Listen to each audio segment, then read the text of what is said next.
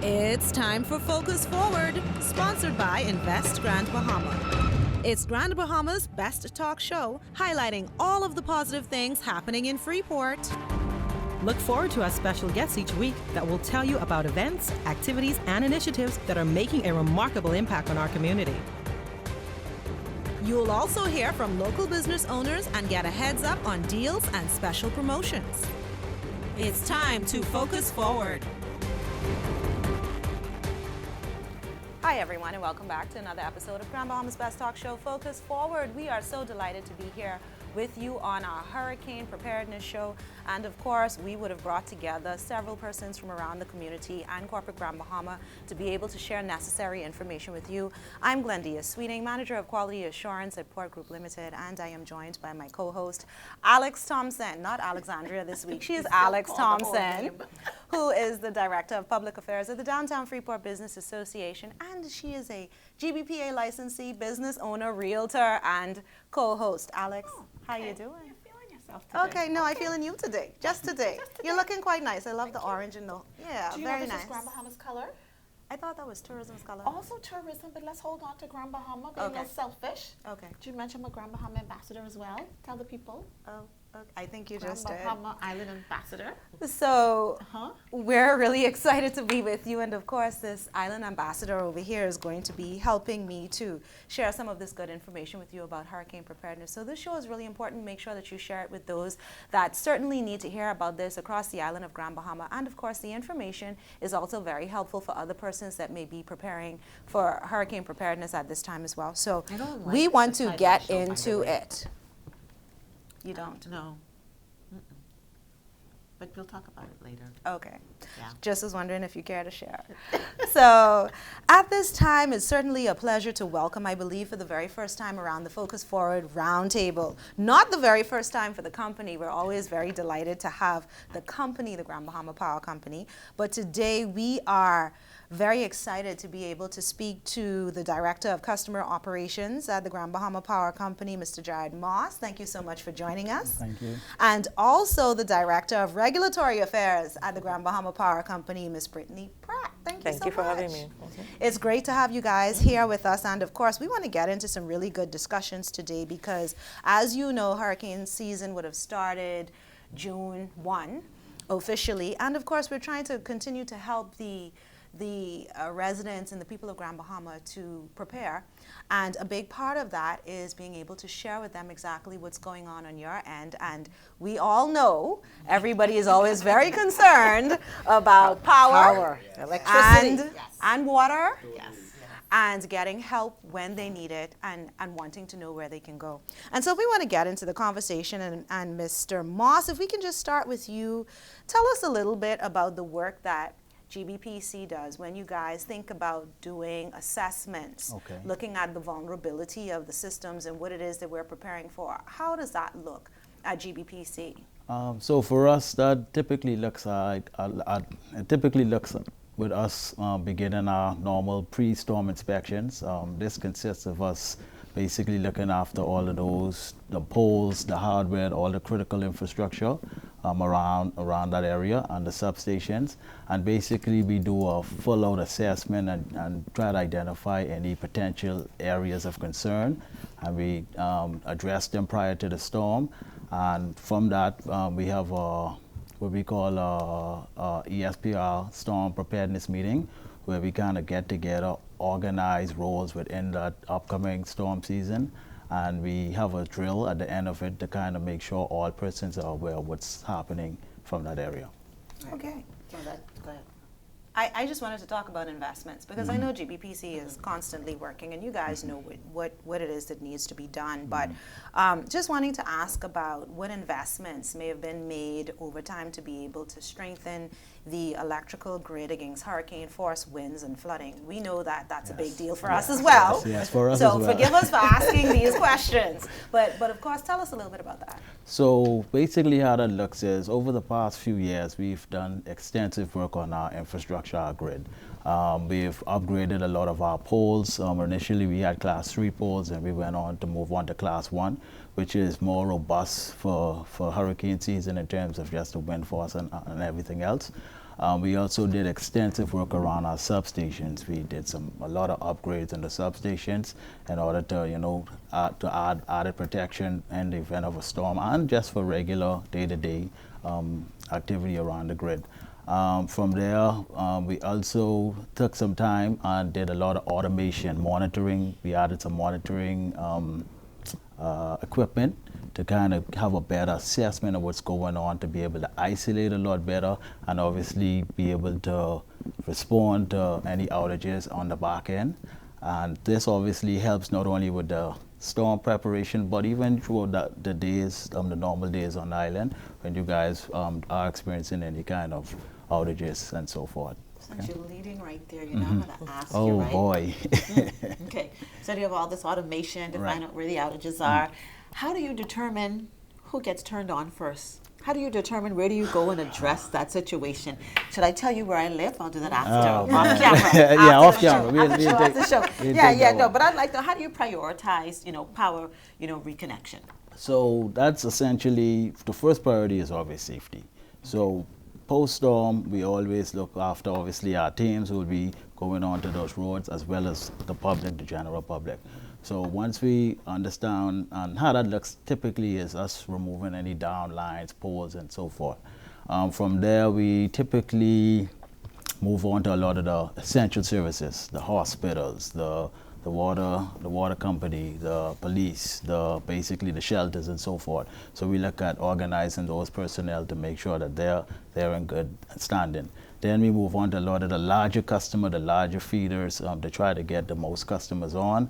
However, sometimes things don't always line up that way because of some conditions, but for the most part, that's how we typically try to organize it, and we obviously try to keep the customers informed as we go about those repairs and so on.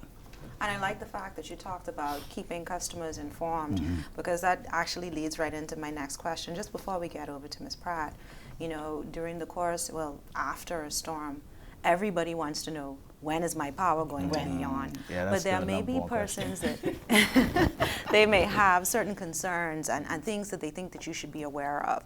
So what is the actual method that people should use to communicate with the power company, or methods? Well, the number one method right now, we do have a 24-hour hotline. They can always reach out to that hotline. That's 352-8411.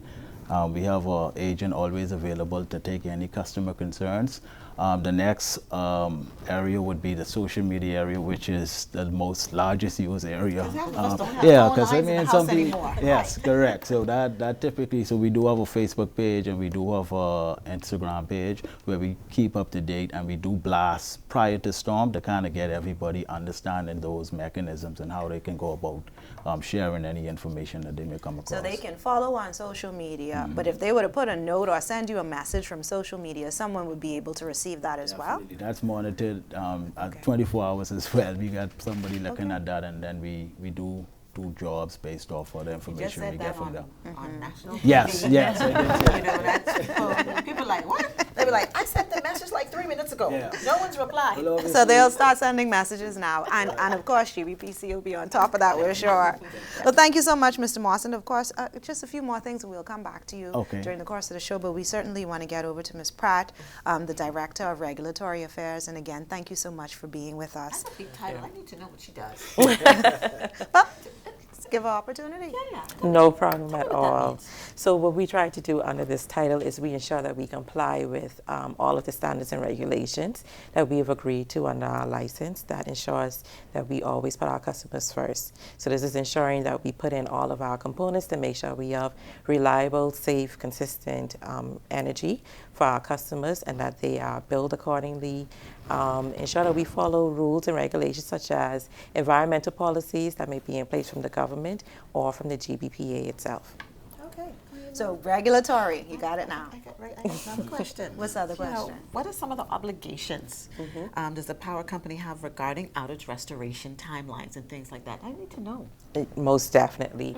So our timelines are, one, again, like Mr. Moss sort of mentioned, based on the infrastructure that is damaged. And so there are timelines stipulated, but we always communicate. So we don't wait to say, okay, the deadline is 24 hours. No, we keep our stakeholders, you the customers and our regulators informed as to what is happening when it's happening. And so these would be anything that would have impacted our vulnerable customers, the hospitals, like Mr. Moss would have mentioned, the clinics, airports, anything of that nature, but also, as most recently you would have seen with the fires, anything that have impacted large substation major customers. It's like you need to move. Post is an essential service. Yes. They're the first ones to get on. All the time. You know? Yes. But you need that, right? You obviously understand why you would need that. Well, I can't lie to you, because my store is downtown. Whenever a hurricane would come, we'd be spending days in the store at Signature Choices because I know power was on. Good. Okay, yeah. So you talked a little bit about communication, and you talked about some of the regulatory responsibilities that you have. How do you ensure, because we talked about communication as well, and communication is also one of the number one things after a storm. Everyone wants to be heard. Everybody has a concern. They want it to be addressed. From your perspective, how do you ensure that customers do actually receive that transparent communication, the service that they need, particularly during the disruptions, and to ensure that those restoration timelines that may be given by a technical team who may have some challenges, how do you ensure that that information is actually being sent, received, and the work is completely gone through the loop, it's finished? No problem. So in our emergency storm response plan, we do have a communication protocol and policy. So each year prior to, we review and assess the communications and the process flow. And so one of the things we want to ensure is that we're hearing our customers who may have called through our call center, also who may have sent in either notifications via social media. What we do is we have one central area or group that processes all of those concerns. That is then forwarded to our planning team, which ultimately ensures our crews are able to deliver on those acts. So again, not all the time we are able to assess or address the concerns right away, because there may be some critical infrastructure that has to be either inspected, repaired prior to. But what we try to do is in that event also communicate with transparency what those issues are, so our customers are able to make the decisions, whether that is going to their shop for the meantime or going to another location where there is power available, because we do know that we have some vulnerable customers that need access to power 24/7, whether it's for medication or other personal needs. And so via our website, radios, text messages, things of that nature, we try to keep our customers informed. I think it's important that you brought that up, simply because a lot of people, myself included, sometimes get really upset when I see certain areas energized. Yes. And I'm like, why? I think we all do. Like, Yes. how did you energize over there? Oh. Sometimes it happens where across the street is Yes. energized. Right. And you're sitting here like, so what happened? Yes. You're not on that yes. part of the grid yet. Yes, Like, yes. okay. So it's important that you share that information, like when they would have asked, and make sure that communicate that to the Yes. public so they are aware, and it gives a little bit more peace of mind. And I want to ask another question. I know we've talked about the communication, but sometimes even though you put a communication notice on your socials or whatever the case may be, if you send out a communication Yes. and it says that these places should be on and certain pockets are not, would you want those persons in those pockets to still communicate with you that they're off, or you know that they are off? So there are two parts to that. Sometimes we do know that they are off right away, because we do have systems that monitor, and Mr. Moss can add on to that. However, we do like that feedback and that timely feedback. So we would still like them to communicate that they're off. We know that it's important. Sometimes there's an isolated outage, meaning that you may be the only person that is off in that area. However, according to our system, we would have restored that area. Okay. And so we do want that feedback still. So that's it. It says keep nagging. Yes. Keep nagging. And regular What a behavior, way! vernacular. What a way to put it. But I know we're getting ready to wind down just a bit, so I want to come around for final thoughts. But one more question I have to ask you, because I'm sure that there are some things that, from your expert perspective, you know what it takes to be able to supply power, to restore power, to get people into that full recovery mode in that regard. What are some of the things that you would want residents to know or understand when it comes to the work that you do? I know sometimes you may even feel, and your teams may feel like we're being so hard on you, they're being hard on the power company, but maybe it's because some of the things that we should know, we don't know. Right. What might some of those things be, if you care to share, if any at all? Well, from my standpoint, obviously being out there and the restoration mode, one thing I would always, ask customers is to, give us a chance to kind of understand, what other issues we have to address, and we will do our best to communicate that to you guys in order, to keep you, understanding the, step by step how we're going about those issues. Another thing, obviously, is sometimes for the safety of the team, just the back feed and stuff, some people begin to now put on these generators and stuff like that, and that poses a risk to our team, especially if it's not done from a licensed electrician or somebody who has that understanding. So those are kind of the things we always have to be mindful of and look at, and they impact the restoration, particularly when we do find them. So it's always good that customers understand that it's a process, it takes time, but we will do our best to ensure that they know what's happening on as best as we can. I guess quite frankly, if power's off, the men and women who are working in a power company, their power is off too. Exactly. Right. So Exactly. I won't beat you up. I mean, I beat up, the people ask me the questions to ask you, but I understand specifically, my husband being an electrician, he always says people don't understand. Sometimes one section may be off and you got to cut that whole area off because you want to keep the team safe. Right. And I understand. I think the average person doesn't realize that. We're talking about electricity. One wrong move. And it's over. It's over. Yeah. So. Got to be careful. Any final thoughts coming from you, Mr. Moss? Good. I'm happy, you guys. I'm happy to be a part of the show today. It's very entertaining and I like it. And to share this information. Thank with the you so public. much. Thank you so much for being with us. And Ms. Pratt, anything from you? Anything we didn't cover or anything you'd like to talk about? Just a reminder to our customers that, they can also assist us in preparing for a more safe, efficient restoration by just taking some precautions around their homes themselves, reporting any down or low-hanging lines prior to storms. Anything of that nature would also help us to prepare to make the system more robust prior to a storm arrival and assist with a smoother, safer restoration process. So to report any low-hanging power lines, where should they call? Yes, they should call our call center, 352-8411. Okay. All right.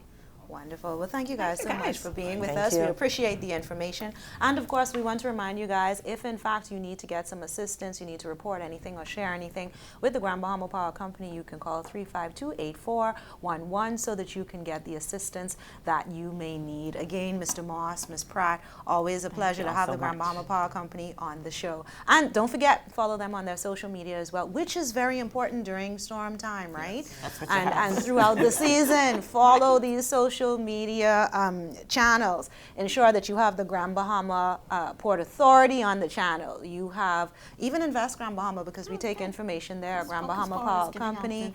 And yes, so lots of good things for you to be able to take advantage of based on what it is that you need. So we're going to go to a quick commercial break. We have so much more information to share with you with some wonderful people that really, they're just so informed about the things that you need to know. So I hope you're taking notes, and I also hope that you're sharing this if you're watching it on social media. I'm hoping you're sharing this or you're telling someone to be able to watch us later on this evening, ZNS 8 p.m.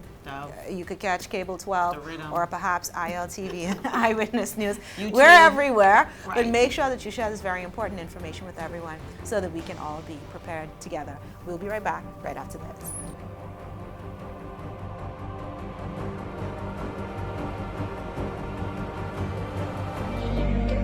Welcome to the Party Parlor Supply and Rental. At the Party Parlor, we provide a variety of party themes for your birthdays, weddings, anniversaries, baby showers, gender reveals, any occasion. If you're celebrating it, we have something for it. We also provide customization services for your party favors, shirts, tumblers, and much more. For persons in the creative industry, such as your bakers, we carry fondant, sprinkles, chocolates, flavoring. For crafters, we have your vinyls, your transfer papers, sublimation papers, and your blanks. For event planners, we have your chair covers, your tablecloths, napkins. For any other needs, you can call us at 809-2272. Remember, if you have something to celebrate, we have something for it. Welcome to Freeport, the reawakened, the reimagined, the rebirth, the Renaissance capital of the Bahamas. Over $1.5 billion in investments. Marinas,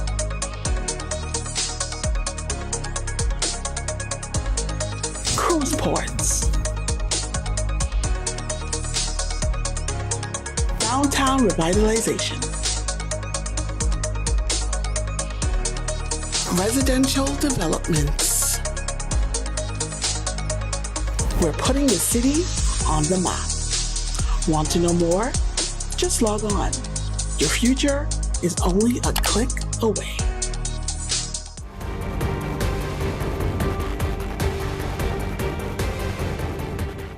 We are having a wonderful day here at Focus Forward because we are doing our very best to be able to help you plan and prepare. We're on our Hurricane Preparedness show, and of course we've brought in all of the experts and persons from around town that can share all of the information that you need so that you can plan and prepare as well. And so we want to welcome, joining us today, Mrs. Nikira Wilshcombe, the Vice President of Building and Development Services at the Grand Bahama Port Authority, Mr. Troy McIntosh, the Deputy Director of City Management at the Grand Bahama Port Authority, and coming all the way from the Grand Bahama Utility Company, Miss Olethea Gardner, who is the Wellfield Officer. Thank you guys so much for joining us. Thank you. I was about to ask you if you came out of the well. I thought she was going to say that, but I got. Well, the Wellfields are kind of far, so. Yeah, I got questions. Part of hurricane preparedness is making sure we have food and snacks. I didn't say anybody bring any, but anyway, in this next segment we'll talk about that because you got to have hurricane snacks. But I want to start with you, Nikira. I mean, people want to know, what is the GBPA doing to assess vulnerabilities in the infrastructure? How are you preparing for now, for June? Because it's hurricane season right now. Yes. Okay, so tell us, what are you doing and what have you done? Okay. So we take the hurricane season very seriously, and our preparation actually begins from about March or February. First of all, looking internally at some of the things that we need to correct or to improve upon and strengthen. And so we do a lot of training with the staff. We make sure that they are very familiar with our subdivisions, that we are keeping in contact with project managers, making sure that their properties are also well prepared as we go into the hurricane season. So a lot of work starts with us, and then we are joined also by our city maintenance section, who will talk about some of the infrastructural assessments that we also do to make sure that the city is ready. Okay. Do you work along with any other agencies? And I'm thinking, Madam Vice President, from just a little bit of a higher level. Does the Grand Bahama Port Authority work along with any other local agencies in terms of preparation, maybe attending meetings, sharing of information? Yes, we do. The Grand Bahama Power Company is one of our partners, sanitation services, as well as the Grand Bahama Utility Company, because we realize that teamwork certainly makes the work go well after a storm. And so we organize ourselves, we have different discussions. We also look at the utility companies, the BTC, Cable Bahamas, all of those companies to ensure that we have a plan. We also talk with industry partners as well, just to make sure that they have plans in place. If something were to happen in their facilities, that everyone is on board, everyone understands how we are going to quickly get into action after a storm event passes. So that's after a storm. What about before the storm? Sometimes there's, maybe like an evacuation notice that's sent out. How does the GBPA ensure that these evacuations are processed and done in a timely and, of course, I would say in a orderly fashion? Right, so the plans are developed by these different partners, and so we assess these plans to make sure that if necessary and they need to be activated, we can all work. And so even though we're referring sometimes to after storm, the most important thing is to make sure that we're prepared before the storm, as you correctly said. And so looking at the plans, making sure that we tweak the plans and we do whatever it takes to make sure that they, go through the plans seamlessly when we actually do need them. And so if there are things that need to be corrected in the facilities, if there are waste plans that need to be developed in terms of how they're dealing with their waste and what have you, all of these things are discussed. Evacuation plans are also discussed with some of the industry partners as well, and as well as our other partners that we would work with and talk with during the storm. So how will you communicate that information to me as the resident here in GB? Like how are you going to let me know about the evacuation plans in the high-risk areas? Well, this is certainly one method of us doing these shows, and so we love the opportunity to do these shows. We also have a lot of our information sometimes on our website to make people aware. We also want you to say, because obviously we work with the Department of Disaster Recovery Unit as well, NEMA, and so we also want to make sure that we are interacting with them. And a lot of what we do, we feed into that department because they are the overall agency that should get that information out to the general public. So we know it's a continuous message from the Disaster Preparedness Agency into the GBPA, and you make sure push that out As to all much of the as we can. residents. Yes. Now, do you know that that is how Focus Forward started?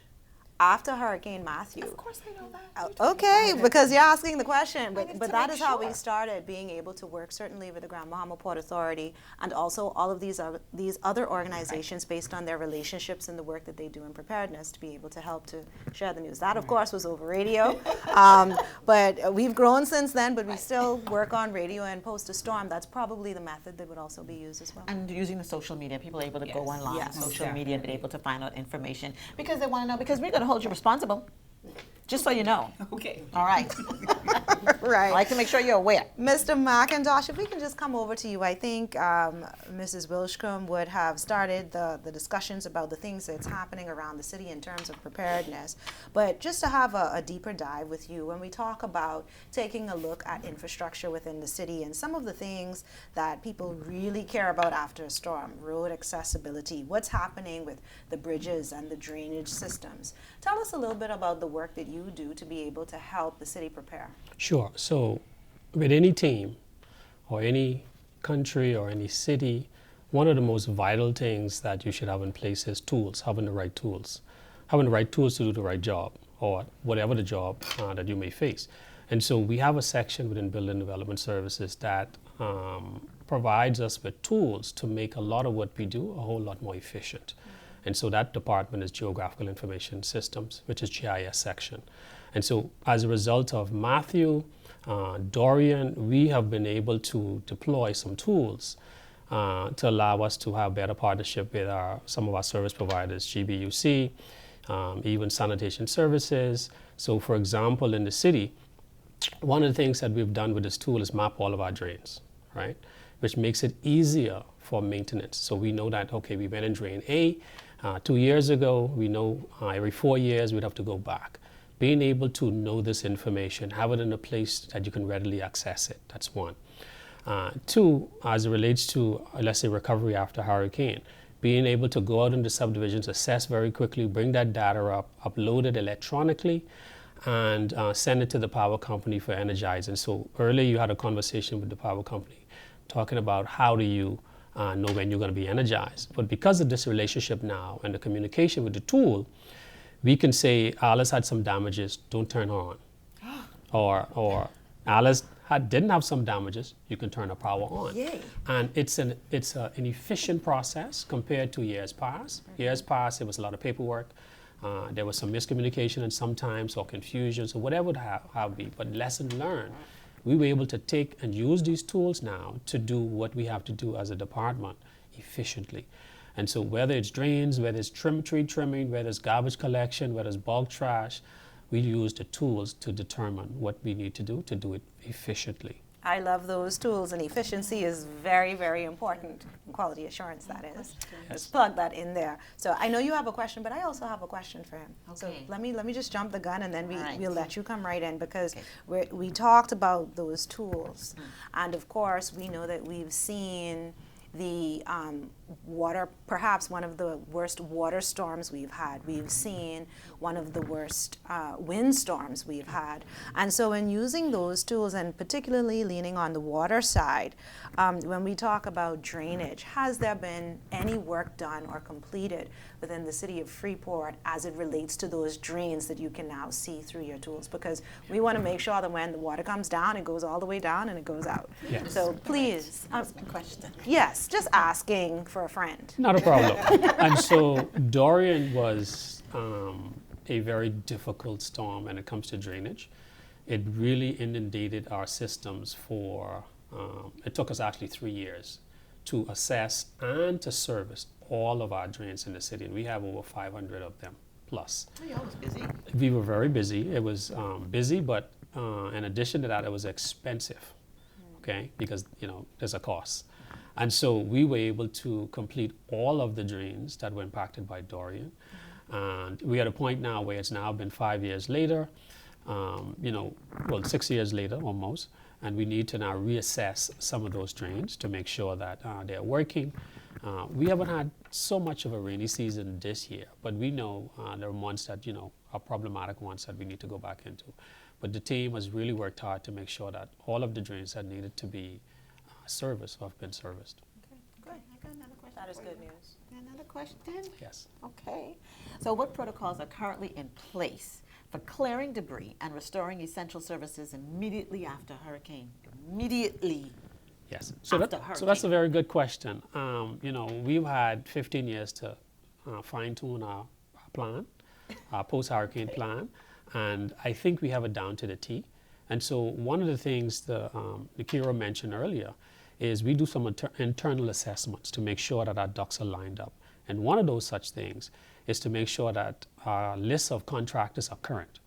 So what we do early in the year is we contact them to make sure that the phone numbers we have for whether it's truckers, whether it's IT providers, whether it's dump trucks, that all of those numbers are available. So here's what happens.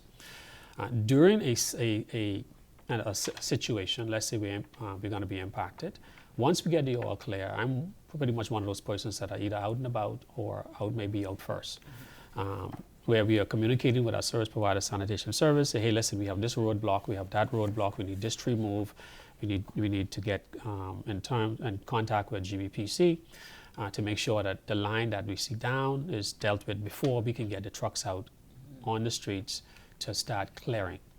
And so once we would have done the main roads, as he mentioned earlier, all of our main service industry, the hospital, the airport, the harbor roads cleared, we then start going into the micro areas, which is your subdivisions. And then we then cut the city up pretty much into our service providers to go and now start dealing with and collecting debris and moving debris and that kind of thing. And it's done in a very systematic way. I can tell you for Matthew, it took us 2 weeks to clear the city. Dorian was a little more difficult because what happened with Dorian was persons who were impacted by flood, it took them a while to have the insurance company pay out and so on and so forth. So that took us 18 months to really have everything fully done.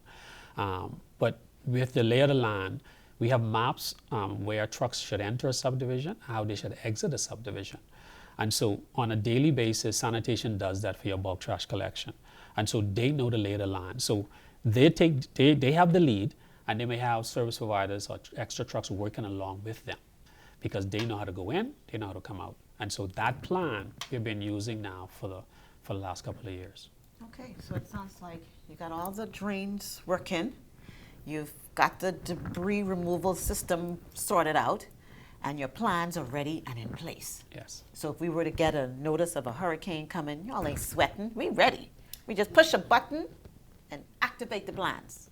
I just want to add and ask Troy just to explain a little bit, though, how the drains work. I think sometimes, you know, the expectations of our citizenry or residents need to be also advised as to how the drains are expected to work after storms. If Troy can elaborate on that. And so, thank you, Nikira. That's very good. So there is this view that the drain can hold unlimited amount of water. That's what not she true. thinks. I don't Yeah, think that. that's not true. I don't believe that. And so the drain has a capacity, right? It's like a bathtub.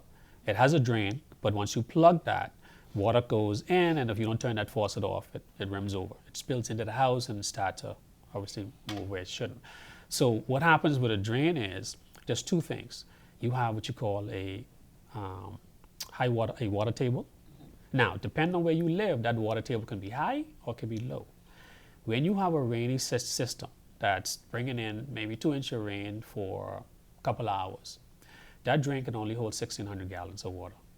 That's about 10 to 15 bathtubs full of water. Okay? And at some point, that's not a whole lot. I'm thinking it's really In a not storm, lot. it And really at it some really point, all of those drains in your city that are impacted are going to reach capacity, especially if there's a high tide. okay? And so now we're saying to persons, if you see water on the road, don't drive through it because you don't know how high it is, Okay. right? You could get stalled out. But don't be alarmed if the road is flooding as a result of rain system for 2 hours or maybe an hour and a half and you had tremendous amount of rain. The key thing is 48 hours later, that water should not be on the road. If it is, then that's something we need to know. I can call you. All right. You can call me. So we're going to continue to work with city management and get updates over time based on things that we need to know coming into the hurricane season. Well, now that we're in the hurricane season, but to continually be prepared. And of course, we want to come over to Ms. Gardner here, and we want to talk a little bit about GBUC because we know the Grand Bahama Utility and Water. We are all always concerned about how we're going to be able to access water, what is the quality of the water. Let's be honest, these are some of the things that people are wanting to know about. So tell us how GBUC has been working to plan and prepare for this particular season. Well, similar to what my table mates were saying, there are plans. There's always been plans. We have our incident action plan that we refer to each and every year. We update, we revise. Of course, we have to pivot with each storm because every storm is different. The last 2 storms we had, like we said, we had a water storm one year and then we had a wind storm the storms before that. So we have a plan that's in place, our incident action plan, but we ensure that we follow our regular maintenance plan. So in terms of making sure that we continue with our maintenance in terms of our well fields, where our guys are always somewhere out there, making sure that we have our items in place as it relates to our equipment, making sure that we have our memorandums of understanding in place with our different entities that we need to work along with, the sanitation services, the GB Powers, our vendors that we normally work with to make sure that we have everything up and running. We continue, our team is one of those teams that before, during, and after a storm, we're out there. So we just want to make sure that we continue to keep our guys safe, but make sure that we do everything based on our action plan that we've set in place. Is there anything related to your plans or things that you're working on to ensure that there's a way to perhaps maintain the quality of the water? I mean, I know storms are unpredictable, right? But is there anything, any contingency plan that you guys may have in place in the event that our water is impacted? So in terms of the quality of the water, we will continue to do the testing. We continue to do daily testing, which is part of our regular maintenance. So in terms of quality, we will continue, as I said, to test. If it gets to the point where we may be deemed non-potable, we have provisions in place. So we will have our containers set up where we'll be able to provide potable water to any areas that may be out of potable standards. We will do everything in our power to ensure potability. Now, in the case of the previous storm, of course, we were inundated with salt water. So of course our levels changed. That was something that we couldn't control, but we were able to work on it as soon as possible to make sure that we were able to provide the best quality of water to our residents immediately following the storm. Based on the area that would be impacted, if there are any areas impacted, because we are continuing to pray and do the dance, that we do not have a hurricane this season.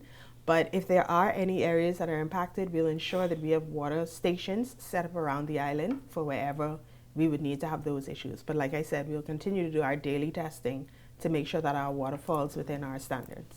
Okay, so we talked about the fact that there's been some changes in storing. We are on a reverse osmosis system. Yes. A lot of people aren't quite aware. For those that aren't quite aware what that means, just explain it a little bit for us, and how are you protecting that? So with the reverse osmosis system, what it pretty much does is it's almost like a mesh screen.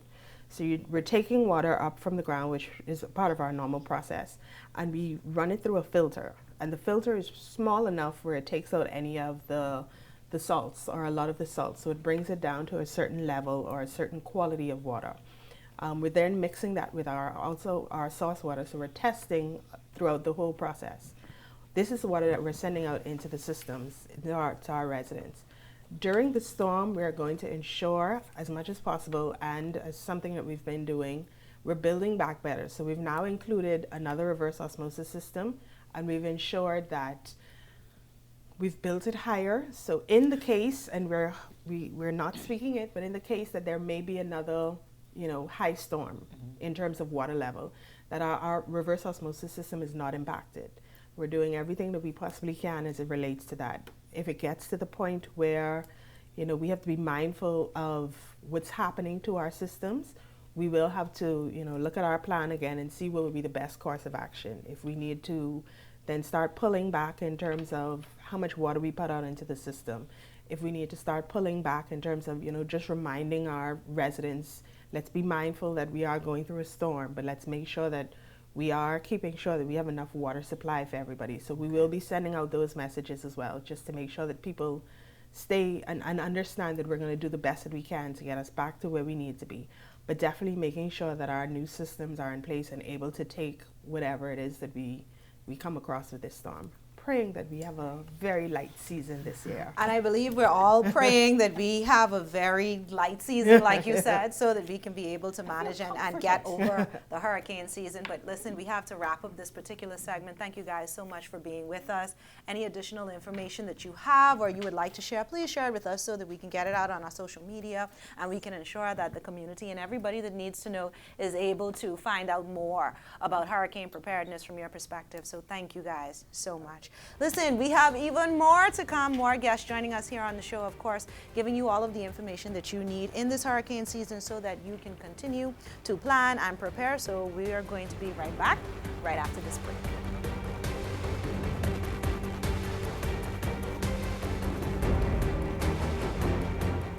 Welcome to Freeport, the reawakened, the reimagined, the rebirth, the Renaissance capital of the Bahamas. Over $1.5 billion in investments. Marinas,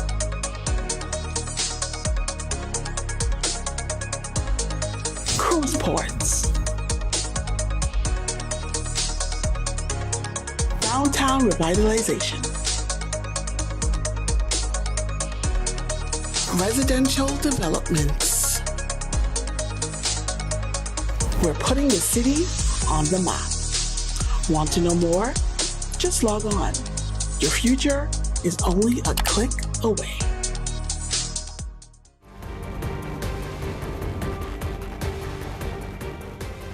Welcome back to Focus Forward. We're on our final segment and having a wonderful day on this Hurricane Preparedness show. And of course, we are so delighted to have all of Hurricane wind. to have all of the professionals, all of the persons that work in our city to be able to help us prepare and also help us recover in the event of a storm. And so we're so delighted and very excited, mind you, to welcome to our round table the disaster manager at the Grand Bahama Red Cross, Mr. Hilton Cash. Welcome back. Thank you. Of course, every year we have to have Mr. Cash, and also another very important gentleman who works with the Grand Bahama Development Company in the capacity as assistant manager over at LUSCO Service Company, Mr. Corey Cartwright. Welcome back. Thank you very much. You're one of my favorites. I so appreciate that. You are. So he's the guy to make sure that all of the work gets done. My Certainly on the ground. Yes, yes. Sure. Yes, and they do a great job. They do a great job. So we're really happy to have you guys here on the show. And we want to have some very open conversations as we are talking about hurricane preparedness. So Mr. Cash, if we can start with you, tell us a little bit about some of the primary responsibilities of the Grand Bahama Red Cross as it relates to hurricane preparation. Okay, well, the Grand Bahama Red Cross Center is a non-government organization. We support the government, all its efforts during times of disaster. So we work closely with the DRMA and the Consultative Committee and all of its efforts to render service to the community. So whichever part of the community is affected, we are there to assist. You know, people think of the Red Cross whenever there's a disaster. It doesn't matter what it is, whether it's hurricane or fire, whatever, they think of the Red Cross. And they think of you assisting all the persons in the community. So with the local government and other emergency services, how do you interact with them? Do you go out to them? Do they come into you? Do you have regular meetings? How does that work? Well, there is in existence a committee, a consultative committee, and the Bahamas Red Cross Society has a representative on that committee, sorry. And we also is involved in some of the planning before and after a disaster. What are some of the resources that people can think perhaps might be available? I know sometimes we think, oh, it's the Red Cross, they work with the government, they have everything. Right. But what are some of the resources that may be available to individuals, whether it be food, whether it be some sort of medical aid? What are some of the things that you can use to be able to help people after a storm? Well, one of our greatest resources are our volunteers. You know, we, throughout the year, we maintain a volunteer pool, and we ensure that included in that volunteer pool, we have expertise or training to meet the various needs during a disaster. For example, in the area of shelter, we work closely with the Department of Social Services to assist them in managing shelters. So we ensure that our shelter managers are properly trained. And we also, also in the area of first aid, we also ensure that we have adequate first aid volunteers to assist. Also in assessments, we also assist in assessments as after a disaster. And so we maintain a pool of volunteers who we can call at any time to assist in times of disaster. Well, thank you to those volunteers. Now, I know we're already in the hurricane season, but is the Red Cross always looking for more volunteers? That was the first thing that you popped out of your mouth, like volunteers. We need bodies. We need people on the ground. You can never have sufficient volunteers. Okay. So the door's still open. The door is still open. So we're always looking for volunteers. Okay. What about the distribution of supplies? Does the Bahamas Red Cross assist with things like that, giving food items and items that people might need? Yes, we assist in distribution of supplies, water, ice, clothing, or as the need arises. And we want to thank those sponsors also that sponsors us on many occasions to assist with the needs of the community. That's another thing as well as a non-governmental agency, Right. non-profit agency, which means you rely on the community support and the government support. So Exactly. right now, what are some things that people are watching, well not people, if they're watching, what would you like them to know they can donate? Other than we know we need people, we need bodies, we know we need money. What are some other things that you would ask them that they can donate to the Red Cross? Well, when you think about, let's say during a disaster, in the area of shelter, there's always a need for blankets, sleeping material. Okay. There's always a need for that because you find that a lot of the shelteries, they come, on most occasions, they come, well, ill-prepared. Right. So you always find you need additional blankets for the kids to sleep on, or something that they can rest their head for a night or two. Okay. So that would be useful for us. Okay, so we need shelter supplies. Yes. I can vouch for that. During Dorian, we went to the shelter and we came out the house with nothing.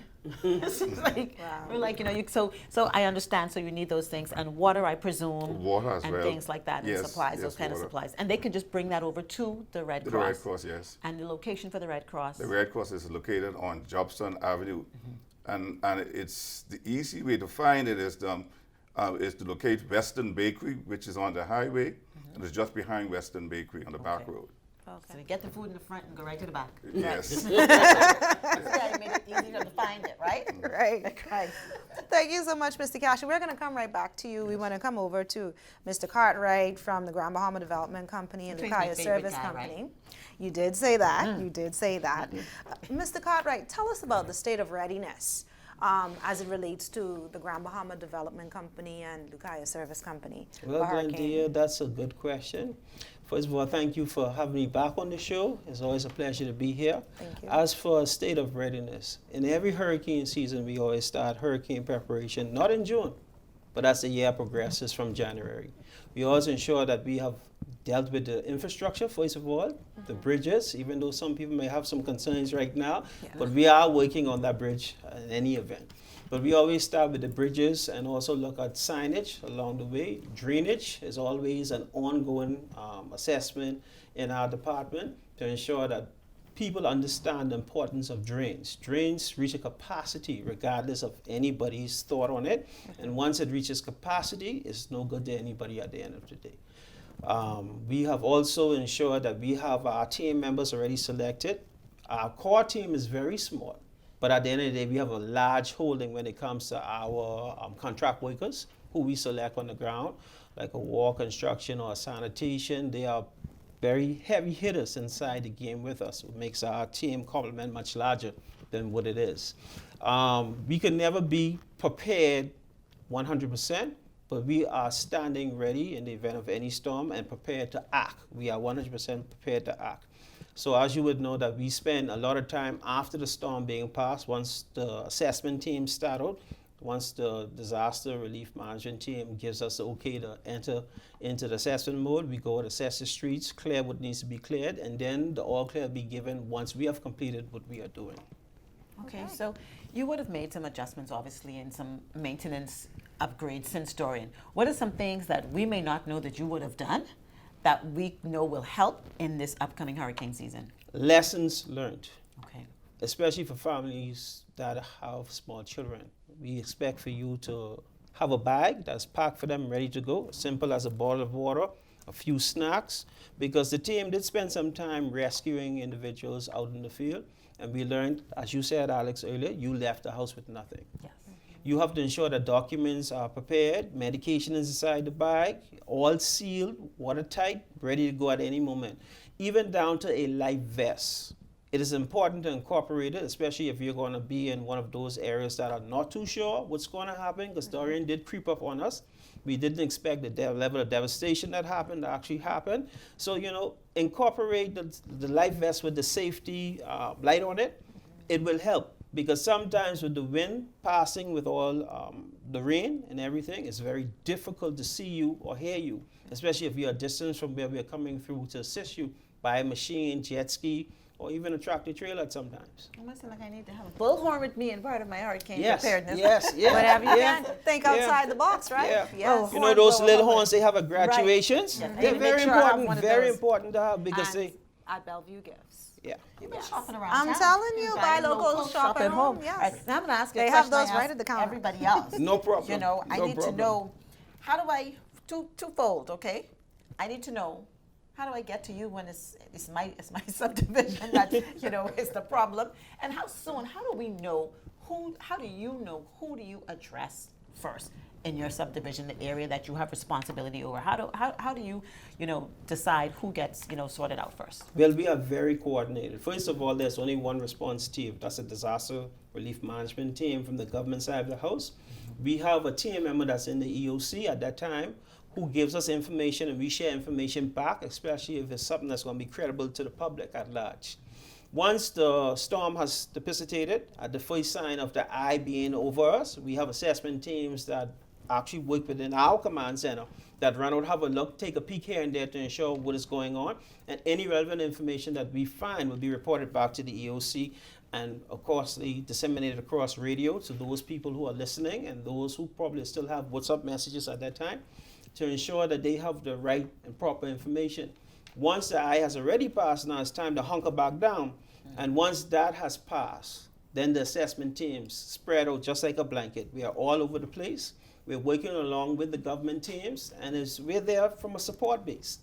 And with our resources, we're able to especially select machinery to have at different locations so we could be proactive in what we need to do. Because sometimes we can't wait for machinery to come from one direction to reach another. Because they're going to have roads blocked and Yeah. different things like that. Yeah. Now, what are some of the things that you would say to residents as they plan and prepare now in terms of preparing their properties? One of the things that we know after a storm, particularly with what's on the outside of your home and what's around your home, those things either they could get washed away, they could get blown away. What are some of the tips that you would give residents, particularly in the Lucaya area, although everybody's watching, but what would you say to them so that they can plan and prepare their homes specifically? ensure that your house is storm ready. Whether it's hurricane shutters, whether it's generator, especially a standby generator that sits on the outside that powers your home up automatically once power is lost. They are important to have. If you do not have those things, the next thing now is to ensure that your house is not inside an area where it floods. If you are in a flooding area, you have to ensure that you actually move from that or have a secondary location to go by.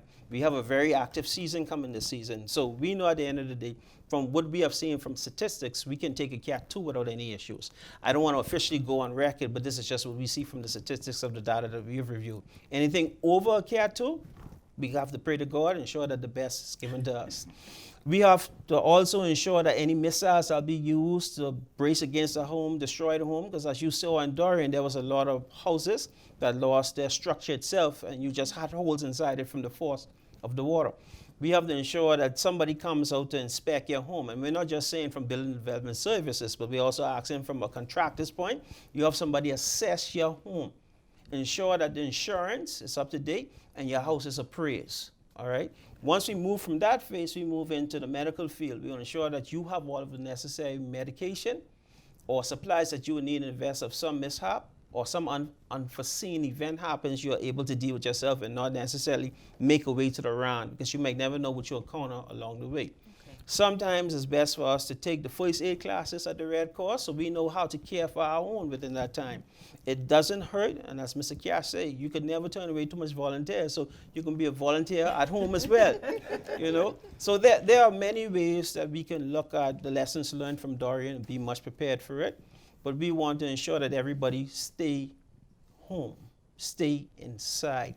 Wait for the proper authorities to say the all clear is given. We have experienced some mishaps of people venture seeking or checking on this one, checking on that one, and they had to be rescued themselves. So we ask the public at large to just mind what you do in this season and know that the life you save may be very real, may be your own. I was about to ask you. Thank you so much for that. As a closing thought from you, but you pretty much closed it up saying, you know, basically saying that people are like, oh, we're in hurricane season again. Why are we having this hurricane show again and every year? And I think it's important because we need to be reminded. Because it's been a year at this point since we've had these discussions. And although we're learning that all of the teams would have been planning and preparing from January and from February, we weren't. No, and so the information is the information is very important. And anticipating you to do your job. Yes, as we are with the Red Cross. Mr. Cash, again, your closing thoughts, anything that you would like to share that you would want people to know from the Grand Bahama Red Cross? Well, what I want to emphasize to the public is that they be aware of the location of the shelter nearest to where they live. They need to be aware of that. Whether you're going to use the shelter or not, it's important for you to know where that shelter is located and also know the route you will take to get there. Okay. Know where the shelter is located. And the routes you're going to take. Know the route you got to take to make sure that you get there. Very, very good information coming from both of you. And thank you so much for joining us today and sharing. And of course, you know, at Focus Forward, we always extend the invite. We'd love to have you back so that you can continue to share any information that you have. And we are very willing to share anything on social media that you think would be beneficial to the residents of Grand Bahama. Listen, guys, you heard it here first. Focus Forward, having all of the necessary folks around the table to be able to talk about hurricane preparedness and all of the things that you need to know. Of course, you can follow our social media pages, Grand Bahama Port Authority. You can follow the Grand Bahama Development Company, Grand Bahama Red Cross, Bahamas Red Cross, Grand Bahama Power Company, Grand Bahama Utility Company. All of these places, right? Just to ensure that you have the information that you need. Let us plan and prepare together. Alex, I think we had a great show today, and we certainly want to thank all of our sponsors, Invest Grand Bahama. We want to thank K-Beauty, Visible Changes, Looking Fabulous, everybody that comes together always to be able to assist and support us with this show. And, you know, it's been a good one. It is. It's informative, and I think that's the most important thing we want to share, that every year during the hurricane season, these shows are important, and we're going to do it every year because you need to be reminded, as we're reminded, to know that our teams are working behind the scenes from the beginning of the year so that they can respond to you as quickly as possible. Absolutely. And we want to thank you for inviting us into your offices, your businesses, and your homes. Grand Bahama's Best Talk Show, Focus Forward, is always here for you. Until next time, I'm Glendia Sweeting. And I'm Alex Thompson. Informing you on the positive things that happen when you focus forward.